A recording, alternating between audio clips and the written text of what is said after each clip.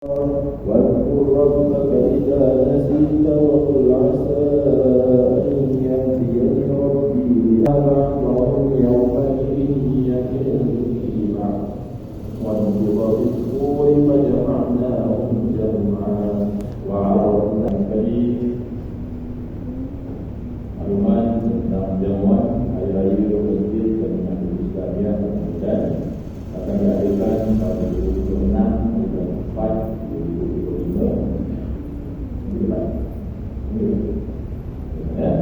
satu disebut semua dan sama-sama memulai masjid semua raya masjid.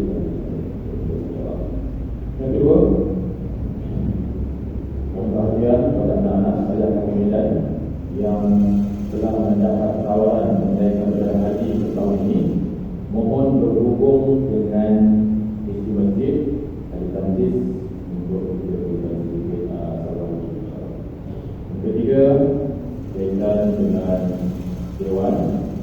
Dewan Mantan Masjid telah bersedia untuk disewa untuk berbagai majlis, terutamanya untuk sebagainya. Harga sewaan RM1,000 dan tambahan RM100 untuk upah pembersihan. Sekiranya penyewa ulang dan dewan dalam keadaan bersih, RM100 akan dibantu. Dan sekiranya tidak bersih, RM100 itu termasuk dalam keadaan. Syarat dan peraturan akan dihafal dalam proposal, akan dihafalkan di luar dan juga dalam proposal. Dan seterusnya keempat, korban tahun 2025 pada bulan Hijrah, satu bahagian RM900, satu bahagian RM900, dan siapa yang ingin mengetahui oleh korban tersebut ini boleh beritahu kepada masjid ataupun boleh berhubung dengan korban imam kita.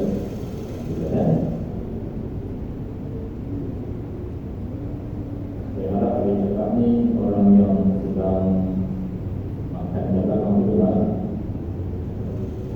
Tuan-tuan yang masih lagi terus makan dan minum, mohon ambil perhatian, waktu zuhur 1.16, sekarang 1.17 hari Pulau Negeri, dan sekiranya azan dilakukan, mohon berhenti dan bersedia untuk solat Jumaat.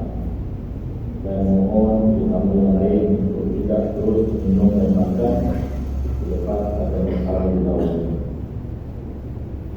Peringatan dari saya, tuan-tuan dan puan-puan Allah, kita dalam masjid dengan tempat yang paling unik, dan sepatutnya kita merasa bangga berada di sini dan untuk membalas rahmat Allah yang telah memilih kita di sini. Kita manfaatkan masa dengan zikir, baca Quran, salawat. Kalau tak nak pun diam, dan tolong jangan call handphone. Sangat mengecewakan. Berarti satu tempat yang terbaik, rumah Allah, hati-hati masih lagi tak terbuka nak baca Quran, sedangkan Quran telah membaca.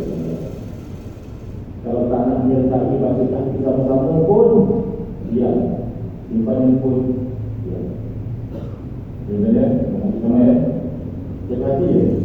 Itu mula bagi ramai sampai ke situ dan banyak roh sana juga. Ya, mohon maaf.